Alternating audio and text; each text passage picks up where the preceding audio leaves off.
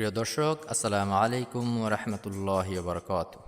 তাসবিহ চ্যানেলে আপনাকে শুভেচ্ছা ও অভিনন্দন। সম্মানিত বন্ধুরা, আজ আপনাদের এমন একটি ছোটো দোয়ার কথা বলবো, যে দোয়ার আমল যদি কেউ প্রতিদিন করতে পারে, তাহলে আল্লাহ পাক তাকে অপ্রত্যাশিতভাবে ধন সম্পদের মালিক বানিয়ে দিবেন, প্রকাশ্য এবং গোপন সম্পদের মালিক বানিয়ে দিবেন।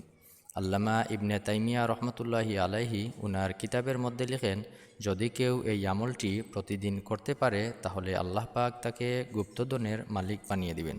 ইবনে তাইমিয়া রহমতুল্লাহি আলাইহি এখানে গুপ্তধন বলতে বুঝিয়েছেন, আল্লাহ পাক অপ্রত্যাশিতভাবে সম্পদের মালিক বানিয়ে দিবেন, এমন সব জায়গা থেকে সম্পদের ব্যবস্থা করে দিবেন যা আমরা কল্পনা করতে পারবো না।